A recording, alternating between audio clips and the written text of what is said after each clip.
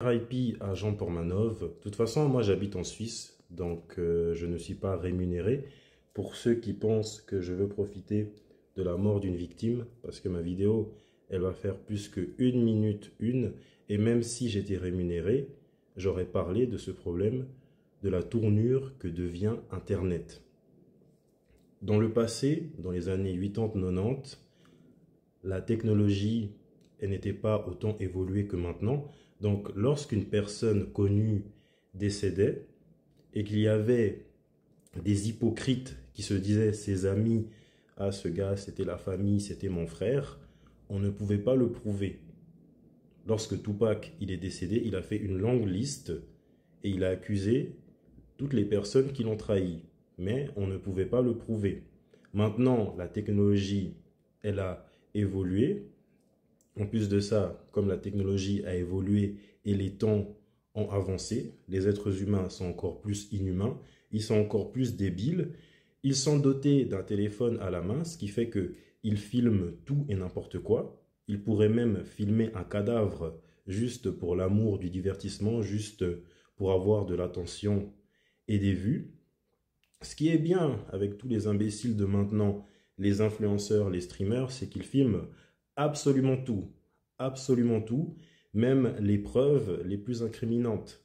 Donc la police, tout ce qu'elle a à faire, c'est rester un petit peu sur Internet pour trouver de potentiels criminels.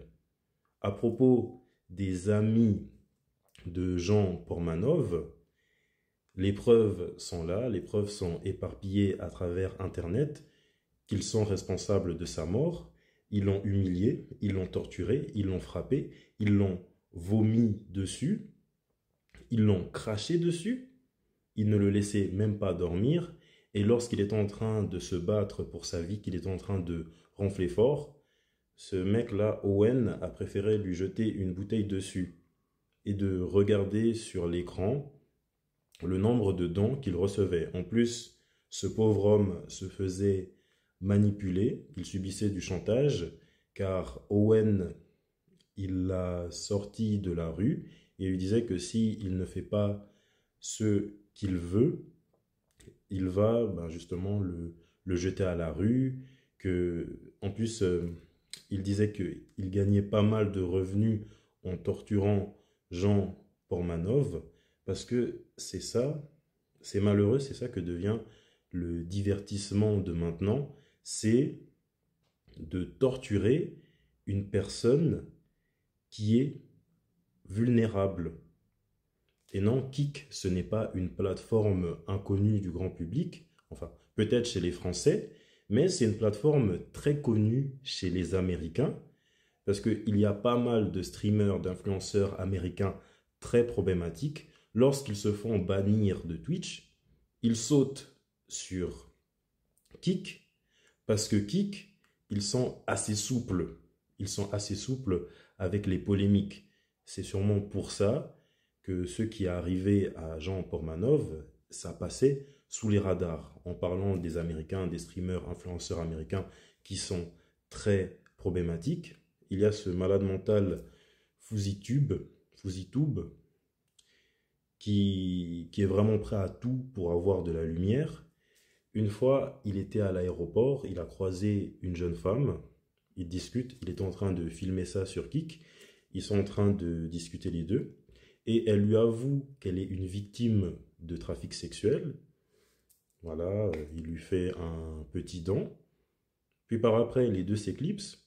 FuziTube, il revient, il avoue que les deux étaient aux toilettes, donc il a profité de sa vulnérabilité. Bon, même pas besoin de dire ce qu'ils ont fait, mais ça montre que la seule façon de faire des vues, c'est de profiter d'une personne vulnérable. RIP à Jean Pormanov, et qu'il puisse avoir la paix qu'il n'avait pas aux côtés de ses amis hypocrites. Et j'espère que ses amis, ces ordures, ces pourritures, finiront en prison pour de très longues années, pour le meurtre qu'ils ont commis. Et cette affaire, elle a pris une très grande ampleur, et on sait qu'elle a pris une très grande ampleur car même les anglophones sont au courant, et on sait que lorsque les anglophones sont au courant d'une polémique, les agresseurs, les harceleurs, les criminels, les oppresseurs vont se faire énormément lyncher. Donc le lynchage que subit Naruto et ses amis, ses ordures, est amplement mérité. Naruto se lâche, il a préféré pleurer aux genoux de son avocat, et son avocat l'a défendu en portant plainte. Bon, ça, c'est le boulot, ma foi, de son avocat, mais le lynchage qu'il se mange, il est amplement mérité, car c'est un criminel, ils sont tous des criminels. C'est pour ça que je faisais le parallèle avec Tupac. Bon, lorsque Tupac, il était encore en vie, la technologie, elle était limitée. Il y a plein de gens qui disent c'est mon frère, c'est la famille, mais on ne peut pas le certifier. On ne peut pas certifier qui étaient ses vrais amis et qui étaient ses faux amis. Par contre, pour Jean Pormanov, les preuves sont là en 4K. Les preuves sont éparpillées à travers les réseaux sociaux et on voit que ses amis, ces hypocrites, ils le détestaient, ils le haïssaient, ce sont des criminels et ceux-ci, ils vont faire de longs paragraphes où ils sont en train de lui montrer de l'amour, de lui dire RIP, tout ça pour ne pas assumer et éviter les représailles. C'est encore plus dingue de se dire que ces 10 derniers jours, c'était les 10 derniers jours de sa vie. Il est décédé en live et même sa pauvre mère était témoin de ce qu'il subissait. Bon, elle était en appel avec lui, mais je pense qu'elle voyait en live ce que son fils subissait. Et je pense, mais je ne suis pas sûr si c'est vrai, je pense que même sa pauvre mère, elle a été témoin de la mort de son fils en live. Il faut que ces monstres payent. Il faut que ces monstres finissent en prison même pour 100 ans.